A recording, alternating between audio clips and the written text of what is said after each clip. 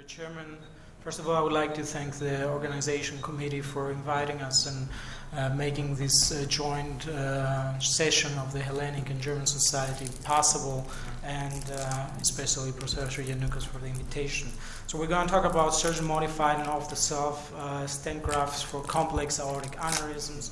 And we all know that the outcomes of open thoraco-abdominal aortic repair is associated with high postoperative morbidity and mortality. And in this analysis of 5 years data from the NASQIP database, we're able to show that good risk patients in elective setting still have a mortality of 10%. That's why repair is moving on more and more to the endovascular repair. And we now have stent grafts with visceral incorporation, and we use mostly the custom-made devices for the elective cases, as you see on the right. But this, of course, have a time from order to delivery from 4 to 6 months, so they cannot be used in emergency situations. Therefore, the industry is moving rapidly in developing off-the-shelf devices, and here you see the ones that are either on the pipeline or already available, and from them, unfortunately, only one really on the market right now, and that's the Cook T-Brand's stent graft. To go a little bit into this stent, to this graft, it's a tapered stent graft, 34 proximal diameter to 18 millimeter distal diameter. It has 4 branches for the celiac branch, for the SMA, and for the renal arteries located at the typical locations at 1, 12 o'clock, 3, and 6 o'clock respectively. And the main prerequisite to implant this graft is to have an inner diameter at the visceral vessel, the visceral aorta of 25 to 30 millimeters. And it was proven in several studies. Meanwhile, this study from the Tudor group in California, but also in the last months from the Munster group, that 60% of our patients with thoracoabdominal aortic aneurysm can be treated with the T-Brands. The T-Brands comes together with a distal device, of course, in order to complete the reconstruction in the infrarenal aorta with a proximal diameter of 22 millimeters at different lengths.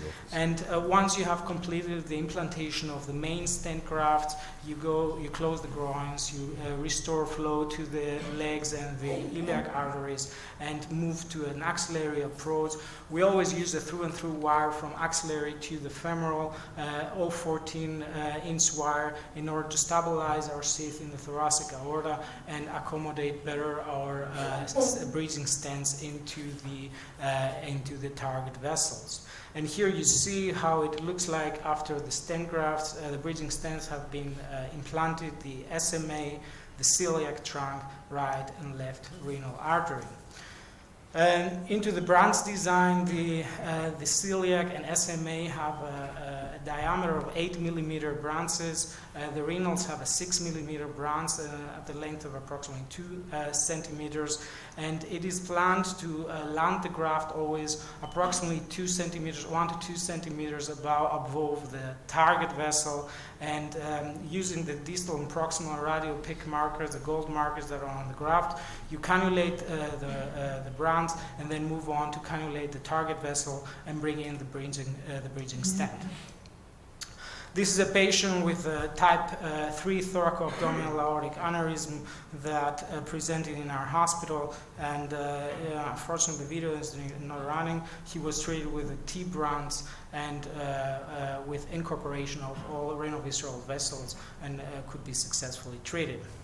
Up to now, in the last 1.5 years, we have treated 8 patients with the T-Brands who were not candidates for open repair, 3 of them in rupture, 5 of them symptomatic, with the technical success of 100% in bringing in the graft and taking the patient off the table, 30-day mortality, 25%, although both deaths were not associated directly to the stent graft. One patient had an intracranial bleed after a lumbar drain, and one patient had a sepsis and multi-organ failure after rupture. What is a relevant problem with this extensive coverage of the thoracoabdominal aorta, especially in the setting of a rupture, is the spinal cord injury with a complete paraplegia in 2 cases and a lower extremity weakness in another 2. This also correlates to the findings of other large groups of thoracoabdominal branch repair, as the Malmo experience here, where 30-day mortality was 25% for ruptured and symptomatic patients, and also spinal cord injury of 35%.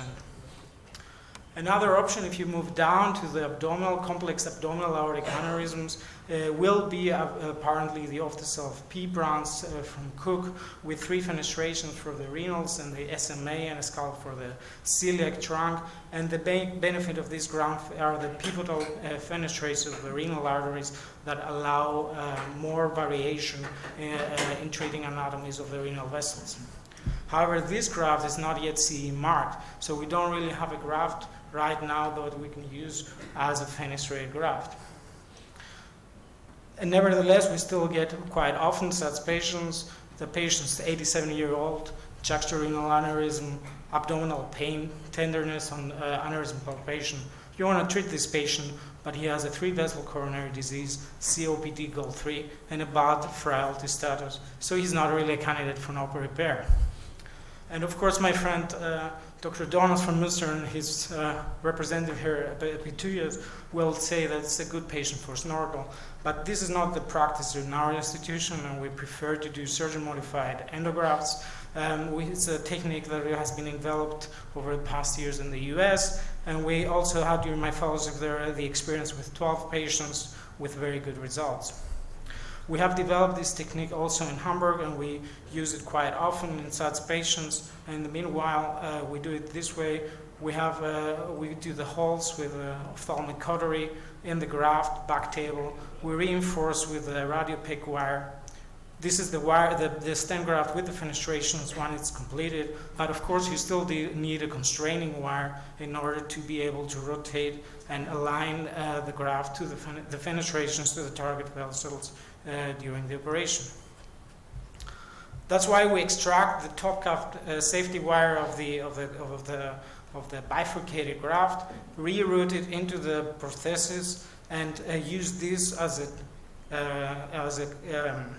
a reducing wire in order to reduce diameter to be able to manipulate in the aorta. This is how we receive, and this is how it looks at the end, and you can appreciate that it actually is much easier to see the fenestrations in the surgeon-modified graft as it is in the CME Cook manufactured graft. And this is the final result with good exclusion of the aneurysm, and the patient could be discharged at home and had an uneventful follow-up. We have 8 patients treated so far in Hamburg with this technique. We had 4 or 5 of them with complex cases with 3 to 4 fenestrations. All kinds of stent grafts have been modified, and we had only 1 non-stent graft associated death beyond 30 days. To conclude, T-Brands enables the treatment of acute thoracoabdominal aortic aneurysms with good survival rates. Nevertheless, spinal cord injury remains in the acute setting a major problem, and the surgeon-modified grafts are for us, in our setting, the first choice for complex suprarenal or juxtarenal aortic aneurysms for patients not suitable for open repair. Finishing this talk, and since it's a common session of the Greek-German societies, I will talk a little bit about our relations. And this is definitely a good example how you shouldn't move on in international relationships. Rather, I would say this is a good example how it should work. And this is a list of all big university hospitals in Germany.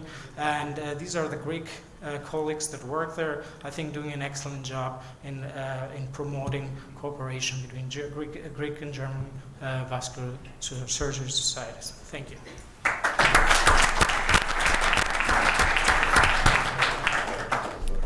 Thank you very much, Nick.